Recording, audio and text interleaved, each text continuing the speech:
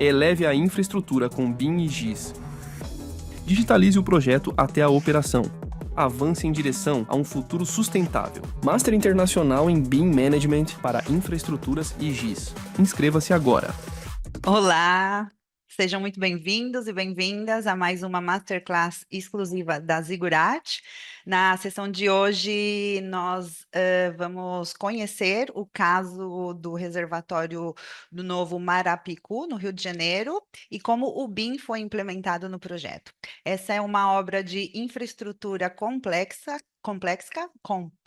perdão, com capacidade de fornecimento de água potável para mais de 3 milhões de pessoas e que se tornou um exemplo de inovação no setor de saneamento. O conteúdo de hoje está imperdível, então fique com a gente até o final e envie suas perguntas e dúvidas no chat em qualquer momento, que no final nossos convidados responderão a todas essas perguntas. Daqui a pouco eu vou apresentar para vocês os nossos convidados de hoje. Para quem ainda não me conhece, meu nome é Renata, eu sou arquiteta e vou estar com vocês moderando a sessão de hoje.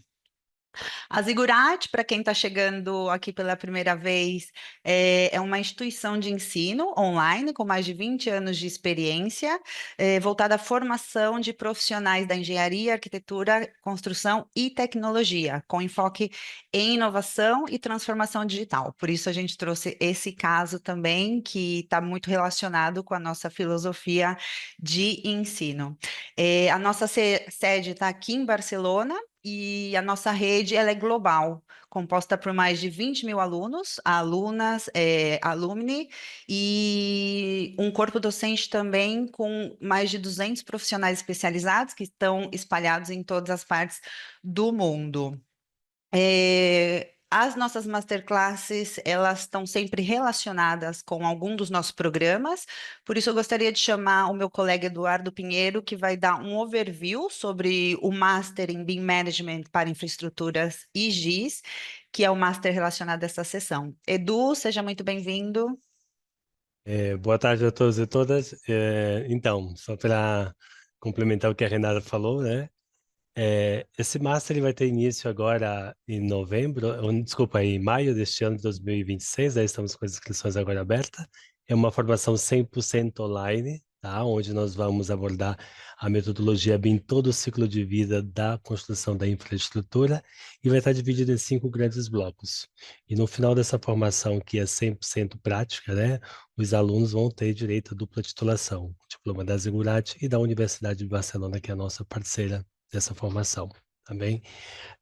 São aulas semanais ao vivo, e para quem quer mais informações, é só escanear o QR Code que aparece aí na tela e teremos enorme prazer em atendê-los. Deixo vocês com uma excelente Masterclass. Muito obrigado, boa tarde. Obrigada, Edu. Lembrando que o nosso Master ele está estruturado para cobrir todo o ciclo de vida do projeto. Então, em cada bloco, vocês têm a oportunidade de trabalhar uma etapa até o bloco 5, que é justamente a gestão de ativos e a conservação e melhorias tanto de obras lineares, ferrovias e rodovias. E agora, sem mais demoras, eu gostaria de apresentar os nossos convidados de hoje. Temos aqui com a gente a Tamires Dias, que é engenheira civil e é coordenadora de engenharia e qualidade da Odebrecht, e o Leonardo Barbosa, também da Odebrecht. Ele é engenheiro civil e ele é gerente operacional. A Odebrecht, para quem não conhece, ela presta serviços nos segmentos da construção civil pesada e da construção, montagem e manutenção de empreendimentos industriais. A empresa ela está no Brasil também e atende prioritariamente a quatro mercados: Brasil, Angola, Peru e Estados Unidos. Então, agora eu passo a palavra para vocês. Tamires, Leonardo, bem-vindos. Bom dia, né, a todos. Bom dia, bem-vindos. Eu sou Leonardo Barbosa, né, sou gerente operacional do Reservatório Novo Marapicu, aqui no Rio de Janeiro, uma obra da Odebrecht. Tamires Dias é a coordenadora de engenharia e qualidade do nosso contrato. Primeiramente, agradecer a Ziggurat, né, pela confiança, né, e pela oportunidade, né. Esses eventos sempre agregam valor, né, e geram oportunidade de melhorias, né, aos nossos processos. Eu queria agradecer também a SEDAI, que é o nosso cliente aqui desse contrato, né? A gente tem uma parceria enorme, principalmente nessa questão do BIM, né? Convergiu aí o entendimento da SEDAI com o entendimento nosso da empresa, né? Então, isso facilitou toda essa implementação. Acho que vai ser bem falado aí durante a apresentação, né? Também agradecer o pessoal de inovação do nosso corporativo, através do Lepix, que sempre nos apoia, nos incentiva aqui, né? E todo o contrato nosso aqui, né? Isso aqui é um trabalho feito, né, a várias mãos. Então, acho que era isso. Eu vou primeiro fazer uma breve apresentação do contrato, até para contextualizar todo mundo, né? E depois eu passo aqui para a Tamires para ela dissertar aí sobre a implementação do BIM em si. Né? O nosso contrato aqui é o contrato do Reservatório Novo Marapicu, no Rio de Janeiro, né? É uma obra da SEDAI, né? Que visa, né, melhorar a oferta de água na Baixada Fluminense, né? Beneficiando mais de 3 milhões de pessoas, né? Ele faz parte, é parte integrante do sistema Guandu. Na verdade, vai ser construída uma ETA, né, uma estação de tratamento de água, né, e nossa obra ela vai ser uma adutora, que ela faz toda essa condução, né, conduz essa água para o reservatório e aí faz essa distribuição. Ela é uma obra que tem um prazo contratual para dezembro de 2026, são 36 meses de obra. Hoje a gente está com 52% de avanço. Como eu falei, né, você tem uma adutora,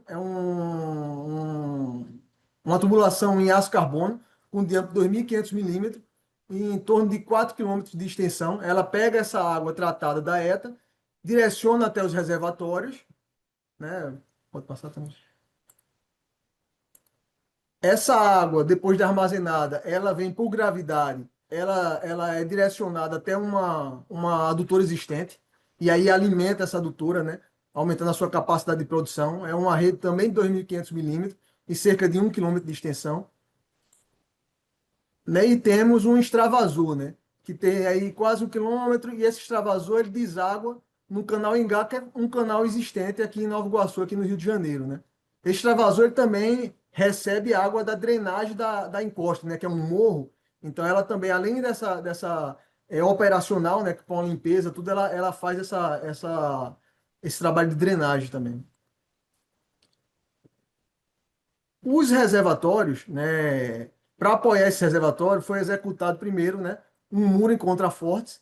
Né, a gente fez esse muro, é um muro de 350 metros de extensão, com altura máxima de 16 metros. Esse muro ele é apoiado numa fundação estaca raiz, foram 1.272 estacas, né, e esse muro ele contém um aterro de aproximadamente 84 mil metros cúbicos de material. Sobre esse aterro é que são executados os reservatórios, né? São 6 reservatórios circulares, de 38 metros de diâmetro, né? Uma altura total de 15,80 metros, né? Tem a parede, ele é em cúpula, né? Então ele chega a 15,80 metros. Cada reservatório desse tem em torno de 9.500 metros cúbicos de armazenamento. Ele não tem pilares internos, né? E tem uma fundação, ele é apoiado sobre o aterro, mas tem uma fundação perimetral, né? Que tem, em cada reservatório desse tem essa fundação. Eu acho que é isso, né, Tamires? E agora vou passar aqui a palavra para a Tamires, né, que ela que conduz com maestria aqui toda essa implementação do BIM aqui no nosso contrato. Muito obrigada, Léo. Bom dia a todos. Bom, com essa contextualização, né, do escopo de contrato dado aqui pelo Léo, a gente partiu para a parte de implementação do BIM, e isso se deu a partir de algumas premissas preliminares, né, que eram alguns dados que a gente tinha dentro das prescrições contratuais, né, o que o contrato estabelecia, a licitação estabelecia que a gente precisava implementar, e as referências que a gente tinha, o que a gente tinha de material. O projeto de licitação ele estava todo em CAD 2D. O contrato estabelecia a reemissão de todos os projetos na metodologia BIM e utilizar referências dadas pelo cliente. Bom, como uma visão geral de como se deu essa implementação, a gente iniciou pela parte de identificação desse escopo. Como a gente fez a identificação desse escopo? Inicialmente pelos critérios estabelecidos dentro do contrato, que era a modelagem 3D, e como a gente já tinha um projeto em nível executivo todo desenvolvido em CAD 2D, a gente precisava reemitir todos esses projetos em 3D, fazer o acompanhamento da obra em 4D e emitir o as-built, né, elaborar o as-built dessa obra dentro desses mesmos critérios. Tínhamos também como referência um caderno BIM desenvolvido pela SEDAI, e esse caderno, né, é um documento vivo que foi revisado ao longo do contrato, e a gente se referenciou a partir dele para essa idealização inicial do nosso escopo contratual. Além disso, a gente tinha já um plano de execução BIM organizacional, então dentro da organização a gente já tinha isso desenvolvido, e utilizou de referência inicial para esse entendimento macro do nosso escopo. E aqui um esboço de como, esboço não, né? Uma imagem de como está o projeto em CAD 2D, como a gente recebeu de licitação, já com dados para execução, porém em 2D. A partir desse entendimento assim, inicial do escopo, a gente passou para o que precisamos desenvolver dentro do universo contrato para conseguir atender o que está estabelecido inicialmente. Foi quando a gente iniciou consultorias e treinamentos. O que essas consultorias e treinamentos nos indicaram? Assim, um reforço de premissa contratual também era a utilização dos softwares da Autodesk, do pacote AEC Collection. Então, isso já estava estabelecido em contrato. Todas as partes interessadas precisariam utilizar essas ferramentas. Bom, a partir daí, a gente, através dessas consultorias, começou a entender melhor cada etapa, como que a gente ia estruturar a imposição desses projetos e a gestão desses projetos dentro de um ambiente como de dados. No nosso caso aqui, a gente utiliza o Docs, o Autodesk Docs. Como a gente estruturou isso lá e, claro, essa consultoria nos ajudou a estruturar a melhor forma de visualizar isso dentro do universo nosso, Odebrecht, com os projetistas que a gente utilizou para desenvolver, e também no universo Odebrecht cliente. Então, eles ajudaram a gente nesse desenvolvimento de fluxos, né? O fluxo de revisão que a gente ia precisar, sem transformar isso num processo muito moroso. Além disso, aqui já tem uma imagem de como é tratado no ambiente comum de dados, né? As revisões. Bom, para além disso, eles também nos ajudaram a entender o permissionamento dentro desse ambiente, de como todas as partes interessadas aí, projetistas, todas as disciplinas que se aplicariam e como elas fariam para ter acesso a todas as informações e quem teria autonomia para quê dentro daquilo ali. Então, assim, uma forma de integrar todos e integrar a informação a todos, como gerenciador sermos nós, né? E dentro também do universo do cliente, aí as permissões do cliente dentro do ambiente cliente. Nos ajudaram no entendimento inicial da interoperabilidade entre as ferramentas que tinham disponíveis. E aí, no caso do nosso contrato, o IFC ele ficou subutilizado, porque quando ficou cravado da utilização de todos os softwares da Autodesk, então já tinha software e ano de utilização, a gente sempre utiliza os arquivos que são gerados por aquele software. Então, tudo que é utilizado em Revit é disposto para todos e utilizado por todos. Os níveis de detalhe no sentido orientativo, né, de como que os metadados seriam imputados àquele projeto, quais seriam os mais necessários, e aí a gente também foi desenvolvendo isso ao longo do contrato, né, de quais dados eram principais e primordiais do universo projeto, o ambiente de colaboração e as responsabilidades, claro. Aqui é um modelo, né, de como que isso ficou orientado no modelo do PEB atual, na revisão recente do PEB, e PEB é um produto, claro, de ação do cliente, das orientações, o que foi estabelecido pelo cliente, bem como nós e a parceria estabelecida por nós, né? Bom, com essas consultorias realizadas, o entendimento do escopo um pouco mais bem consolidado, a gente partiu para entendimento das ferramentas. E aí, dentro do universo do que a Autodesk nos forneceu de opção, a gente filtrou para a realidade do nosso contrato. Então, dentro do que a gente precisava utilizar, o que a gente utilizaria para quê? Então, entendemos inicialmente ali que o recap e o infra para a parte de nuvem de pontos, terraplanagem, o Civil 3D, que nos subsidia de operação, né, tratamento e processamento de dados de tubulação, de superfícies e obras lineares, o Revit para todos os projetos e estruturas verticais, instalações, disciplinas de arquitetura, o Navis como uma forma de consolidação dessas informações, né, de federar as informações todas, a extração de quantitativos, algumas animações que a gente vai ver ao longo da apresentação, O dínamo, a gente não usou no primeiro momento. Então, nesse momento inicial, ele não foi utilizado, mas ele foi desenvolvido ao longo do processo e a gente vai falar disso também um pouco mais adiante. E o Docs para gerenciar essas informações todas, né? E distribuí-las para todos os interessados. Aqui é um resumo mais direcionado, né? Da gente usar o recap e o infra para as partes iniciais e de estudos, e aí a gente trata aqui com LOD inicial menor que 200, que é assim, nível de detalhe menor, e depois para a parte mais elaboração de projetos básicos e executivos que precisam de mais informações e mais detalhes, no Civil para obras lineares e no Revit para não lineares, assim, resumidamente, para o nosso caso, todas as tubulações dentro do Civil 3D, parte de terraplanagem e todos os modelos de estrutura ou infraestrutura de contenções dentro do Revit. Tudo isso federado, compatibilizado, quantificado dentro do Navis, algumas análises feitas aqui também, e gerenciado através do Docs. Bom, isso tudo já estabelecido, definido, a gente passou para a parte de operação. E aí essa operação se deu de que maneira? Primeiro na parte de projeto, a gente conquista a licitação, imediatamente tem a ordem de serviço, e aí tem a necessidade de fazer toda a remissão de projetos modelados, já em características tais que a gente pudesse acompanhar ao longo do contrato. E a obra começar também. Então, isso tudo era concomitante. A gente partiu de um start inicial que foi fazer o que a gente chama aqui de topografia primitiva, que foi um cadastro das condições do terreno onde o nosso escopo de obra seria implementado no início do contrato. Então, inicialmente, a primeira ação foi essa. Vamos fazer um levantamento topográfico. Ele foi realizado através de drones, alguns pontos a gente complementou com o uso de levantamento convencional usando estação total. Isso nos gerou um modelo primitivo do terreno. Para além desse modelo primitivo, a gente conseguiu também a nuvem de pontos que foi gerada. E aí que a gente vai mostrar essa animação, né, dessa nuvem de pontos já elaborada. Aqui, como a gente falou lá no início, o Léo falou da parte da estação de tratamento, que será produto de uma nova licitação, que é parte, né, desse contexto do Novo Guandu.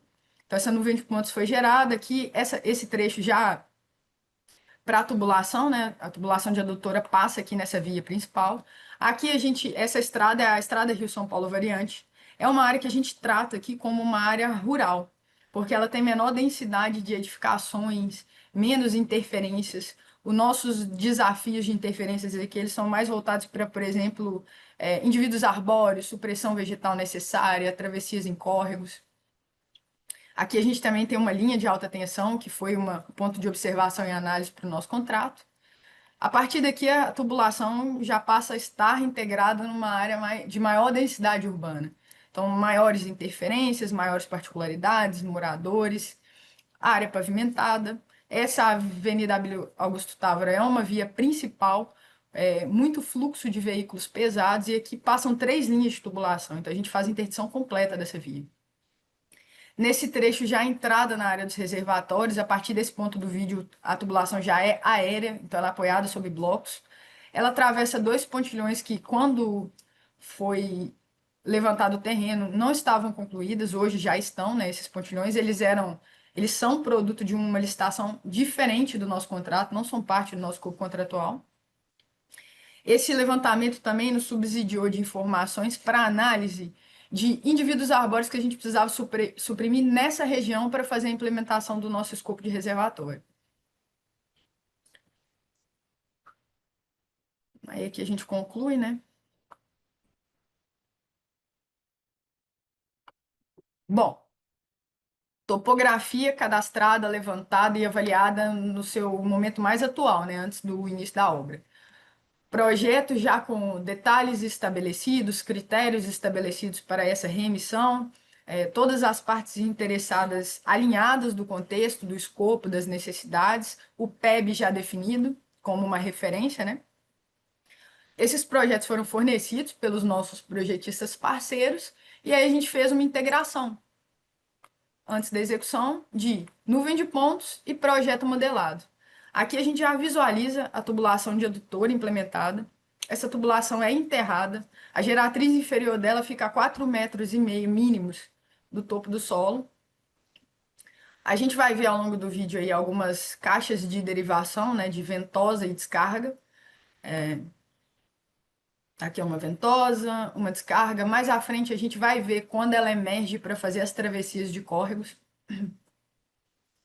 Nesse caso aqui, o tipo de vão, né, o comprimento de vão não necessitou de nenhuma treliça. A tubulação vence esse vão livre, é 20 metros.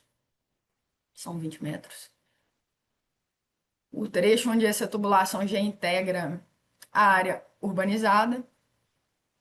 E aí, mais à frente no vídeo, a gente vai começar a ver 3 linhas de tubulação. Para quem não enxerga a cor, mais à direita do vídeo é a tubulação de distribuição, centralizado extravasor, e mais à esquerda adutora. Para quem vê cor, adutor em laranja, extravasor em roxo e verde o distribuidor.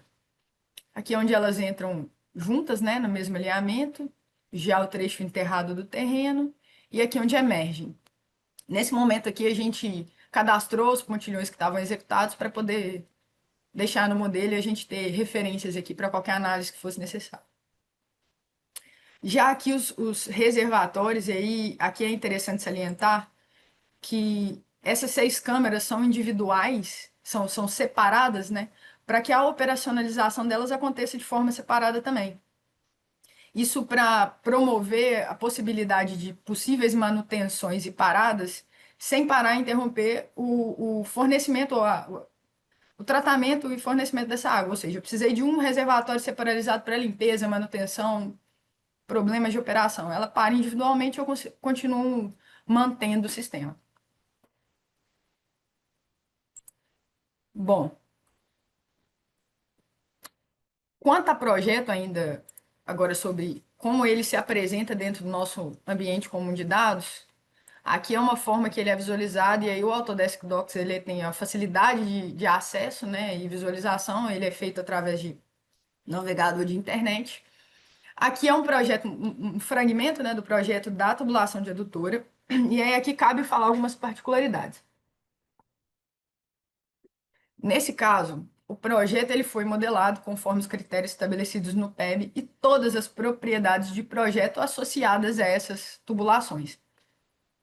O projeto, inicialmente, pelo projetista, ele foi modelado como uma linha íntegra de tubulação.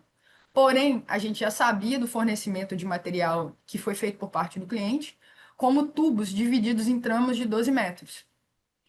Então, a gente já prevendo como é que isso influenciaria numa etapa construtiva, a gente subdividiu essa linha, isso foi feito no Civil 3D, em juntas e criou um documento complementar chamado mapa de juntas. Na verdade, ele complementou o modelo, ele já está no modelo de projeto e dividiu essa linha. E aí a nossa equipe técnica de engenharia fez uma análise inicial dentro do que é projeto, né, previsto em projeto, de dividir a linha em tubos de 12 metros. Tentamos otimizar ao máximo para que evitasse corte dessas tubulações, ou seja, utilizar o aproveitamento máximo e ótimo dos tubos com 12 metros.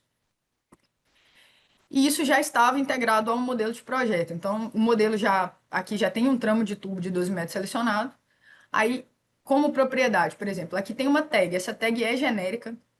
No projeto, a gente não conseguiu prever qual tag seria aquele tubo naquele momento. Então, a gente criou uma tag genérica, porém associou ali nessa linha todas as propriedades de projeto. Classe de pressão, diâmetro, espessura do tubo. O mesmo se deu para as conexões. E aqui as conexões elas já tinham uma característica de projeto também quanto ao nome. Então, uma curva C4 é uma curva de projeto. Todos os dados de projeto, angulação, espessura de parede de tubo, coordenadas geográficas de projeto também. E aí o mesmo se dá para reservatório. E aí vocês vão perceber a gente separando um pouco de obra de tubulação e obra de reservatório, ou de infraestrutura civil, porque a gente precisa pensar nessas obras diferente. A tratativa, o trâmite, o desenvolvimento é diferente. A forma que a gente vê e que a gente trata os dados precisa ser diferente. Muito embora sejam partes do mesmo contrato. Aqui para os reservatórios, a gente tem também todos modelados, né? O modelo dos reservatórios, aqui uma cúpula selecionada e todos os dados de projeto dessa cúpula. Um link que faz acesso diretamente a essa memória de cálculo para qualquer informação, quantitativos de projeto, né? Volume de concreto previsto, área de forma, classe de agressividade ambiental, taxa de aço, O mesmo para a estaca, aqui uma estaca selecionada, a gente chama aqui de marca, né? Mas as características de nome e rastreabilidade dessa estaca, diâmetro, informações de projeto, de classe de agressividade, taxa de aço, carga de trabalho também. E aqui todas as informações necessárias que estavam previstas no projeto, além da memória de cálculo também, para qualquer necessidade de consulta e informação. Então, em termos de projeto, em termos do escopo de projeto, se apresentou dessa maneira. Então, com o projeto em mãos e a obra em avanço, a gente partiu para como acompanhar essa obra utilizando a metodologia BIM. Quais as etapas, quais os processos a gente precisaria fazer e desenvolver ao longo desse contrato. E aqui a gente vai apresentar o que a gente, inclusive, aplica ainda hoje, né? O cadastro topográfico, e aí esse cadastro precede a ele a demarcação, a gente demarca todas as áreas de intervenção. Então, a topografia vai lá e marca a área de escavação prevista, o alinhamento dessa tubulação, as cotas, convencionalmente. Isso é executado e imediatamente após essa execução, a topografia já vai lá e cadastra as informações. Essas informações são trazidas para a sala técnica, processadas e já modeladas. Então, elas já são imputadas no modelo que a gente chama de modelo as-built e imputadas lá. Então, tem um tubo, esse tubo já vai ter a tag de projeto dele, a gente vai mostrar um exemplo mais adiante. Então, é modelado, processado e essas informações, a gente já fica com algumas informações disponíveis de imediato, que são quantidades executadas, isso já fica ali de bate-pronto disponível para a gente. Como a gente falou aí de adutora com 4 quilômetros de extensão, então são 4 quilômetros dividido em tubos de 12 metros, são uma série de juntas, uma série de tubos e uma série de informações a serem não só cadastradas, mas processadas diariamente. Para isso, foi quando a gente entendeu a necessidade de utilização do Dynamo. Por quê? Os as-builts eles são feitos pela equipe de contrato. Então, a nossa equipe de engenharia e sala técnica é que desenvolve o as-built, modela e processa esses dados. E disponibiliza eles também.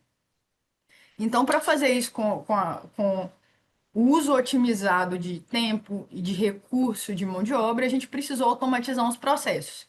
Aqui a gente vai mostrar um videozinho elucidativo de como essa automação acontece através de rotinas do Dynamo para tubulação. E aí é um exemplo pontual. Vocês vão perceber aqui que tem algumas juntas selecionadas. Não estão associadas as informações nesse momento. Vai estar vazio aqui de características de estaca, elevação da cota de fundo. E aí a gente vai rodar uma rotina do Dynamo que foi estabelecida, né? E aí, de maneira automatizada, essa junta receberá as características cadastradas de topografia dela. Não só essas informações são imputadas, mas esse é um exemplo de como essa informação é colocada e a celeridade que a gente consegue através desse processo. O mesmo para as obras de reservatório, que vamos usar como exemplo as estacas, são 1.272 estacas, então é muita informação. E são 1.272 estacas que têm uma parte em solo, uma parte em rocha, e não são todas iguais em termos de comprimento de rocha e solo. Então, muita informação cadastrada e muita informação para ser tratada e processada. Esse vídeo é ainda mais elucidativo de como isso é rápido e célere através das rotinas que a gente desenvolveu. Vocês vão ver todas sendo imputadas automaticamente de uma só vez. Então, isso é uma forma de otimizar, uma forma que a gente identificou de otimização do nossa forma, né, de tratar os dados. Aqui é uma imagem, e aí é uma imagem do modelo as-built. A gente chama esse as-built aqui carinhosamente as-built em tempo real. De janeiro de 25, né? Hoje já está muito mais atualizado, mas é só um esboço. E uma imagem da obra nessa mesma data. Muito, muito semelhantes, assim. E aí, aqui nessa imagem, vocês já percebem que a gente cadastrou por fases mesmo, de etapas de concretagem que aconteceram e como aconteceram, e os dados imputados aí também. É mais uma imagem. Bom, aqui, dentro ainda do ambiente comum de dados, né, do Docs, a gente tem uma exemplificação de como é que isso está lá disponível hoje no as-built, no modelo as-built. Então, no modelo projeto, as informações e metadados associados conforme dados de projeto. e aqui associados conforme dados de execução. Aí a gente tem aqui uma estaca executada, e quando você vai lá para ver as propriedades dela, você vê as propriedades agora executivas. E aí o que foi utilizado em consumos, o FCK que foi utilizado, e o link agora, ele faz acesso a um databook. E aí daí, das várias informações de databook que vão ficar, estão já algumas disponíveis e vão estar, uma delas é, por exemplo, a ficha de verificação de serviço que foi feita na época pela equipe de qualidade. E aí, acionando lá todos os responsáveis das frentes de forma, liberação de armadura, escavação, etc., até a fase de injeção.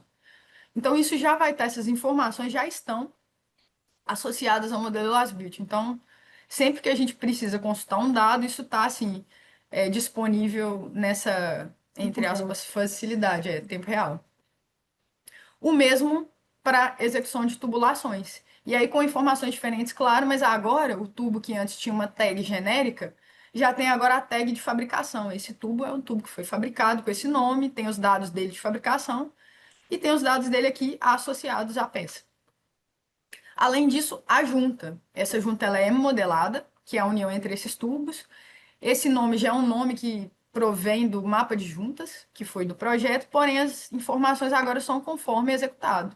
E aí tem todas as informações inerentes, além também de um databook. E aí esse databook já integra todas as informações que a gente precisa, por exemplo, ensaios de solda. E aí no exemplo que a gente trouxe aí foi um ensaio de ultrassom, mas essa solda é ensaiada dentre outros ensaios. Ultrassom, revestimento de pintura, visual de solda, tudo isso já associado ao nosso modelo de as-built. Aqui agora a gente vai rodar um vídeo que mostra o projeto versus o modelo as-built e as variações que a gente teve ao longo da execução e tem, né, por necessidades variadas, interferências que a gente não conseguiu remanejar. E aí, assim, para quem vê cor em laranja, tal, que está executado, em cinza, o que não está pronto, e aí, para quem não vê, é mais escuro que está executado, né, a cor mais consolidada. Aqui já uma variação de alinhamento que foi necessária por questões de interferência, trechos que estão executados e aí aqui a gente vê uma caixa de ventosa que ainda não foi feita, uma descarga já executada. Aqui esse trecho não está pronto ainda, mas temos algumas estacas da travessia que está em fase de execução, mais trechos da adutora já implementada, né?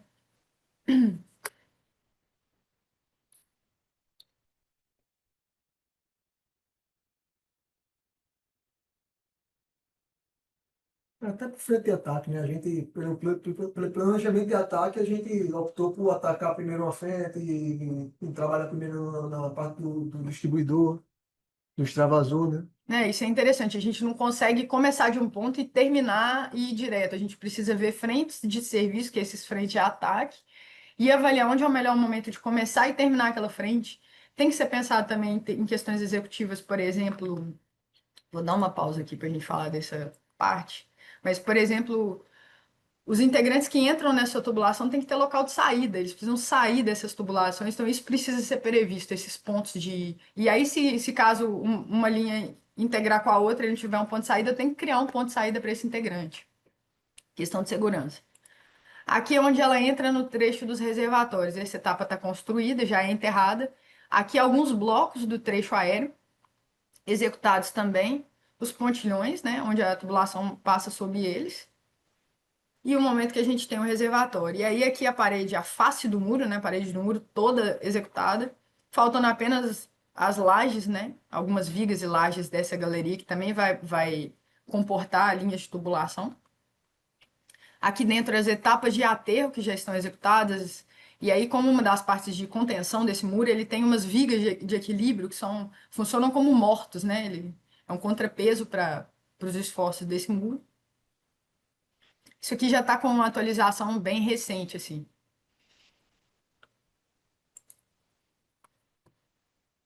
Bom, partes do acompanhamento 4D, como a gente utilizou isso aqui. E aí a gente tem dois vídeos. Um deles foi como a gente integrou o modelo do reservatório com o cronograma da época e as fases executivas que se dariam conforme a previsão que a gente tinha naquele momento. E aí a gente faria o muro, né? Ele seria concluído. Os reservatórios aconteceriam concomitantes, a gente faria 3 câmaras por vez, utilizando sistemas de forma juntos, né? O sistema de forma desses reservatórios é por forma deslizante. Vou mostrar no outro vídeo de 4D também como é que está prevista essa atividade. Esse primeiro planejamento é o planejamento inicial do contrato, né? A expectativa, né? A gente, quando inicia com o planejamento inicial. E aí, acho que agora no segundo já é o mais real hoje, né? Como é que está sendo executado. E aí, já com alguns targets do que a gente tinha previsto lá naquele início, e os reservatórios agora já sendo um por vez, né? Começando do sexto para o primeiro,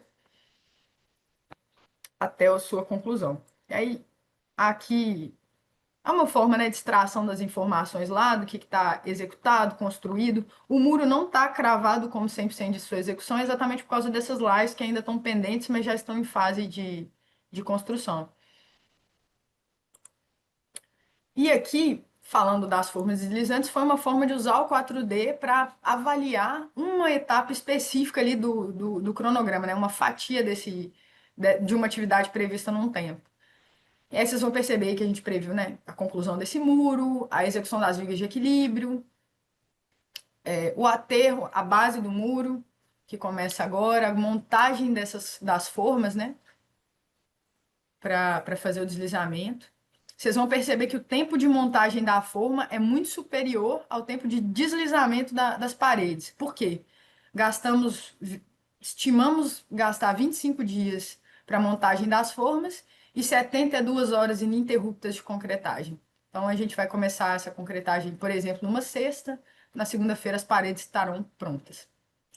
Esse exemplo aí, né, Tamires, é um exemplo bem prático, né? Teve uma demanda do cliente que ele queria entender quando é que seria, né? Ele deslizaria o primeiro reservatório, e aí Tamires juntou aqui com o pessoal e fez essa montagem aqui no BIM, no 4D, já para poder a gente pegar todas as interferências e não ter surpresa, né?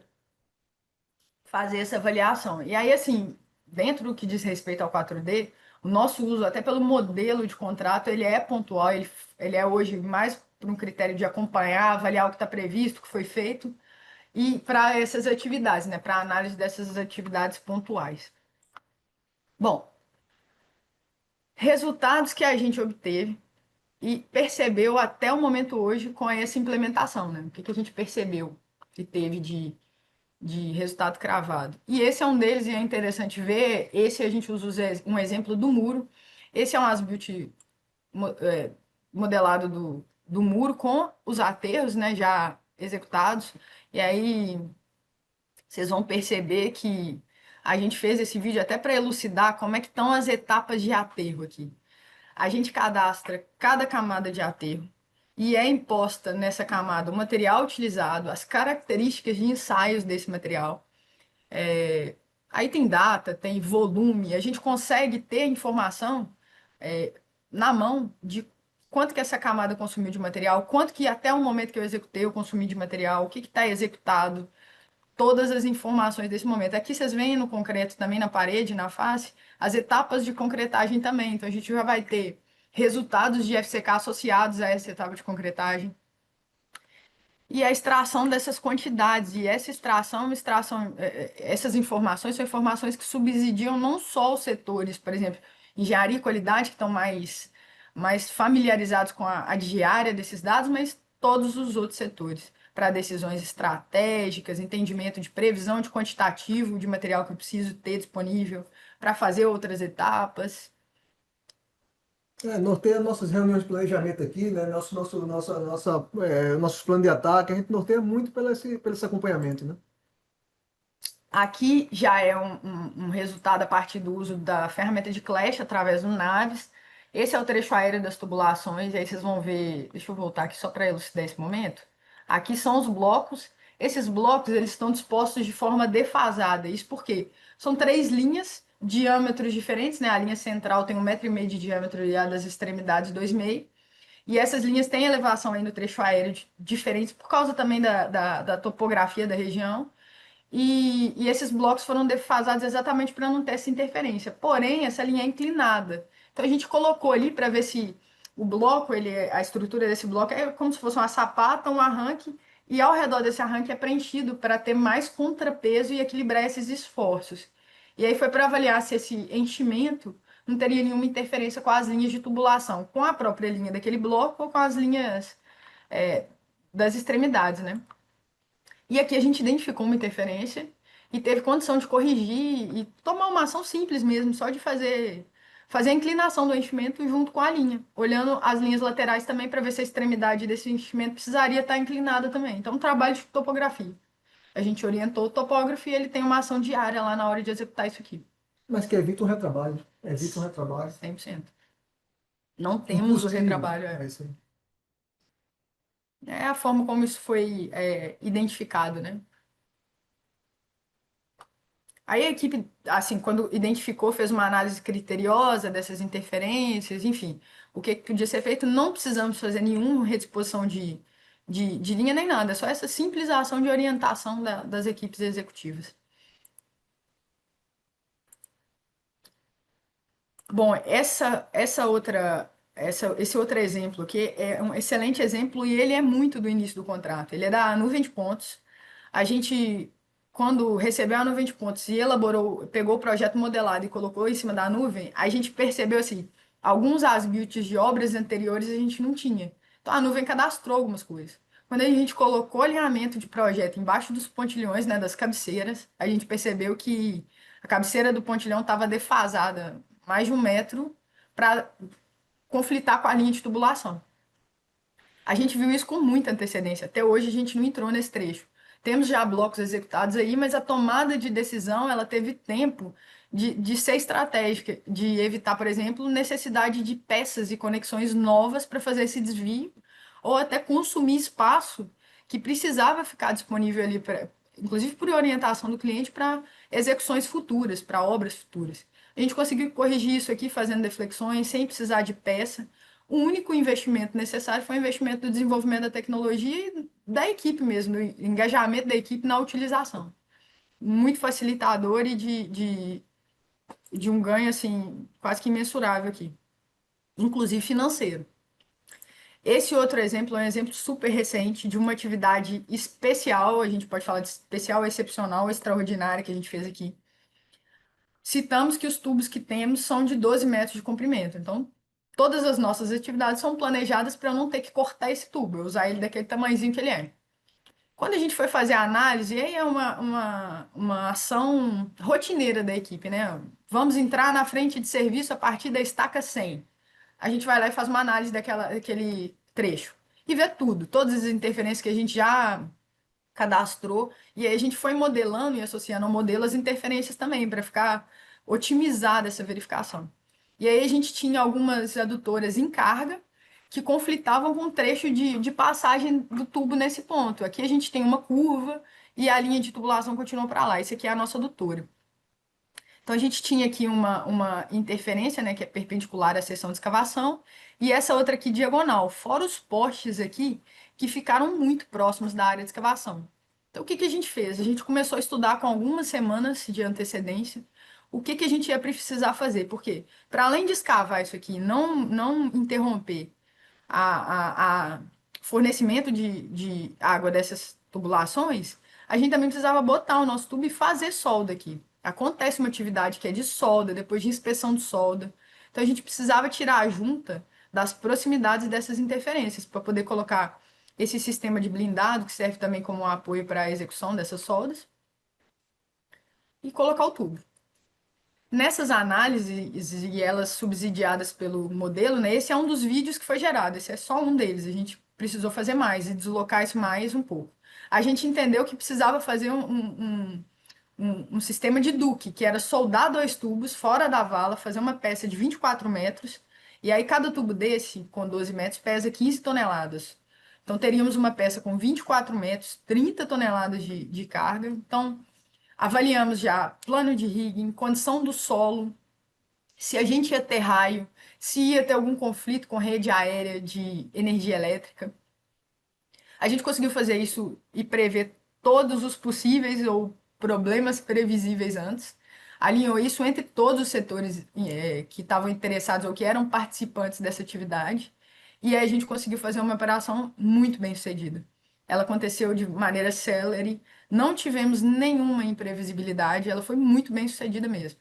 Isso tudo viabilizado pelo uso da ferramenta dentro do universo de execução.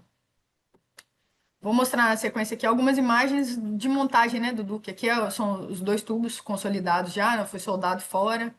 Isso aqui é a curva que a gente precisou prever um toco para soldar nela e dar o local certo da junta no lugar que a gente precisava para não ter muita interferência. Normalmente a gente, né, executando, a gente vem nos tudo 12 metros, né, até pela facilidade. Esse aí teve que trazer um guindaste com capacidade maior. A curva também, a gente traz com a curva sem esse acoplamento. Fez tudo para poder evitar o trabalho dentro da vala ali, nas proximidades da tubulação existente, né, Tamires? E aí, realmente, como o Tamires falou, sentamos antes, nos reunimos. O estudo fez até, né, você tem que fazer uma escavação a montante, né, uma escavação na frente ali não só dos 24 metros, mas a gente teve que escavar um trecho a mais, né? Quase 30 metros a mais. Aí o modelo já vai lá, faz a modelagem do lançamento dessa peça, tudo. Então, tudo isso aí minimiza, né, os transtornos na hora da implantação, né? E Sem assim, dúvida. a execução aqui, ela é crítica. A gente tem uma vala, é um ambiente que fica confinado, é profundo. Aqui nesse ponto, como a gente precisou passar por baixo das interferências, aqueles 4,5 metros de escavação mínima já estavam na casa de 7 metros. Então a gente tinha 7 metros de profundidade, 4,5 metros de largura. Poste na extremidade, a gente precisou fazer o estaiamento desse poste, porque estava muito na proximidade da escavação. Isso que o Léo falou é interessante, porque a gente previu uma montagem de 2 tombos. O guindaste pegava a peça aqui, tombava ele numa escavação que foi maior, né? Maior que 24, a gente escavou 48 metros, deitou ele aqui na vala, aí ele veio trazendo até início passar por baixo dessa interferência, a escavadeira precisou ajudar, e a gente dividiu a carga com a escavadeira para conseguir colocar ele no lugar. Então, assim, um desafio executivo que foi extremamente facilitado, ou os problemas foram mitigados em função da utilização das ferramentas. Aí agora falando um pouco de resultados num cunho mais acadêmico, dentro da organização a gente tem uma competição interna entre todos os contratos que se chama Prêmio Destaque. Esse Prêmio Destaque são as ações que o contrato teve e aí tem um universo de áreas para você se inscrever, desde reutilização do conhecimento, que é você pegar um conhecimento existente ali, reutilizar ou otimizar ele, fazer, por exemplo, na categoria de inovação. E a gente fez, desde o início do contrato 2023, todo ano a gente escreve algum projeto que vislumbra uma atuação que foi positiva dentro do contrato, gerou algum benefício financeiro, de otimização de prazo. Então, tivemos esses prêmios. A gente também foi coautor na coletânea de artigos da organização. A gente publicou 2 artigos, um em 2023 pela Infradebate e um pela Petronotícias mais recente agora em 25. E aí, o artigo de 2023, a gente se inscreveu no prêmio do Inova Infra pela revista O Empreiteiro em 24 e conquistou esse prêmio também nessa categoria, que foi da implementação em Marapicu, né? Os benefícios que a gente tinha visto lá em 2024 sobre essa implementação e como a gente conduziu isso. A gente internamente também ministrou um mini curso de BIM. Isso foi entre contratos do Rio de Janeiro, e a gente tem um BIM Manager, que é um especialista nosso da engenharia em BIM, que é o Aron. E ele dividiu todo o conhecimento que ele absorveu ao longo do contrato, né, de operacionalização das ferramentas, como a gente utilizou elas, com integrantes de engenharia de outros contratos, ou integrantes de engenharia, planejamento, interessados de outros contratos, para também desenvolver essa cultura, né, disseminar a cultura de utilização. E aí, por fim, um pouco das lições aprendidas nossas, que já estão, assim, resumidas ou dissolvidas em tudo que a gente apresentou até o momento, né? Que é o desenvolvimento nosso enquanto equipe, desde o início para cá, né? Os benefícios financeiros que foram gerados para o contrato, pela economia de algumas ações que a gente teve em função de usar as ferramentas e ter essa celeridade. Uma questão importante de dizer, até em relação a benefícios, por exemplo, normalmente a gente mantém uma equipe de engenharia, topografia e qualidade no final do contrato, por 6 meses, a depender do tamanho do contrato, para fazer as build, para fazer databook, para compilar esses dados, que hoje a gente já tem compilado a par e passo que a obra avança. Então, a otimização disso no final do contrato, isso é, claro, o nosso planejamento é de que não precisemos ter esse investimento no final. Nosso planejamento é chegar com isso pronto, né? É isso que a gente planeja. Nosso objetivo é esse, né, de ter isso mais tratado e otimizado possível. A gente também teve um entendimento, né, da funcionalidade e aplicabilidade, que é a questão assim, você pode ter um modelo perfeito no projeto, ter que lidar com essa aplicação no mundo real, né, dentro do contrato, né, dentro dos desafios da execução desse contrato. E como é que você consegue até maturar quais informações você precisa, quais são mais importantes você trazer ali para um modelo Asvil e aplicar isso. A percepção que a gente teve do desenvolvimento, né, do 4D, desse caminho, aí temos um caminho de aprendizado vasto pela frente aí ainda, mas sobretudo também do uso e aplicação do 4D. Esse nível de maturidade, né, porque a gente tem muita ação das equipes de engenharia e qualidade, claro, tem o engajamento do contrato inteiro, assim, todo mundo é muito disponível e disposto. Mas temos nós todos ainda essa disseminação, né, a culturação a ser desenvolvida. E essa integração, isso foi um benefício muito grande, que é a integração das partes interessadas, né? Como que o cliente, ele foi não só um cliente, como também um parceiro para esse desenvolvimento para a gente. Isso apesar de ser, né, era uma solicitação, né, contratual, mas, pô, convergiu, né? A ideia do cliente com a ideia nossa corporativa, então isso facilitou muito a implementação, né? Assim, quanto à organização, como é que a organização nos deu espaço, ferramenta, apoio para conseguir fazer o que a gente quis. A gente viu o desafio na nossa frente e falou, ó, vamos encará-lo, vamos tratá-lo, vamos juntos com o cliente, vamos ser apoiados pela organização e conseguir chegar no ponto que chegamos em Marapicu.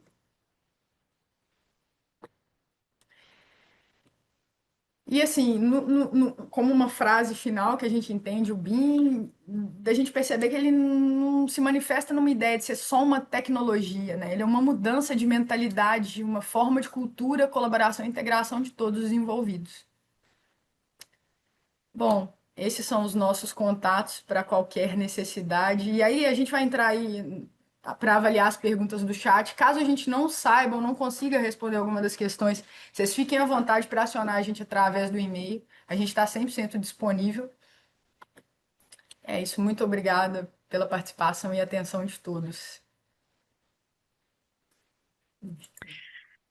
Obrigada, Leonardo Tamires, ótima apresentação. Acho que deu para a gente ter uma visão muito completa de como foi essa implantação aí nesse projeto. Eu selecionei aqui as 3 perguntas que estavam no chat, vamos ver se a gente consegue responder todas. O Lucas, ele perguntou se a atribuição e inclusão de metadados e a quebra das seções de tubos foram realizadas pela projetista ou pela equipe da Odebrecht? Foi pela nossa equipe de engenharia. A Lene, ela gostaria de saber qual que é o tamanho da equipe necessária para manter esse as-built atualizado, né? Conforme a obra vai avançando. Hoje, na nossa equipe de engenharia, nós temos 3 integrantes. Não precisa de muita. São 3 integrantes que fazem uma otimização, assim. Aí eu sou muito suspeita para falar, mas a gente tem um engajamento, e uma disposição e um interesse da equipe de uma maneira que foi assim, isso nos potencializou. Todo mundo é muito interessado, todo mundo divide as informações, eles são multiplicadores entre si da informação que eles têm. Então, assim, a gente tem ali o Aaron, que é um BIM manager, que desenvolveu em todo mundo a capacidade de fazer isso também. Então, assim, a gente funciona como um organismo ali vivo que se ajuda, que se apoia, que se desenvolve, que busca novos desafios. Então, essas 3 pessoas com os processos desenvolvidos, com a capacitação que nos foi fornecida, até o momento é o que atua para esse as-built. Maravilha. E o Ramon, ele gostaria de saber se houve a integração desses dados também na parte de controle de custos. Não, a gente não chegou a entrar no universo do controle de custos, não.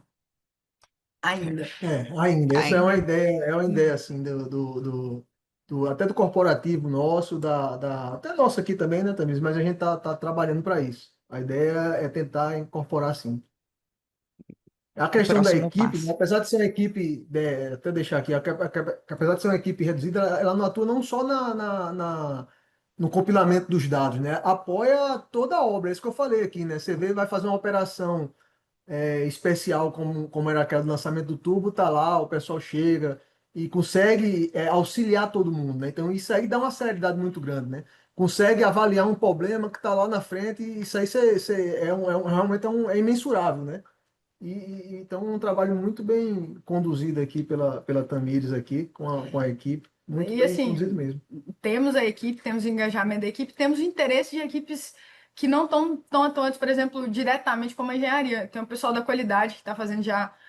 A gente está integrando eles para se desenvolverem, para eles mesmos conseguirem fazer o input de informações. A gente tem estudado outras ferramentas para tentar compartilhar essas informações com outros setores que se valem de alguns desses dados. Então, assim, é um trabalho em equipe, é um produto de um trabalho em equipe. Muito bem, como a própria metodologia, né? Ela pede essa colaboração e ótimo. E para terminar, vou selecionar essa pergunta: como foi para vocês esse processo de implementação e que dicas vocês dariam para quem também gostaria de fazer essa implementação tão bem sucedida nos projetos? É desafiador, assim, desde o início foi um processo desafiador, até porque a gente tinha um nível de maturidade lá no início e tem um outro que está em desenvolvimento, estará em desenvolvimento, né? Mas, assim, é esse encarar do desafio, você perceber o desafio, você tentar se capacitar e ver isso como motivador mesmo, para tentar atuar, para tentar fazer melhor aquilo que a gente já consegue fazer, é não se acomodar com o que incomoda, né? De estar ali, de tentar mais assim, a gente, além de ter esse engajamento, essa disposição, ter ferramentas que te ajudam, buscar cursos, buscar informação, é continuar. É isso. Ótimo, obrigada. Eu vou encerrando por aqui. Gostaria de agradecer a todos que continuaram com a gente, participaram no chat até o final, a Tamires, ao Leonardo, por trazer tanta informação muito interessante aqui para a gente. E a gente se vê na próxima Masterclass. Obrigada a todos.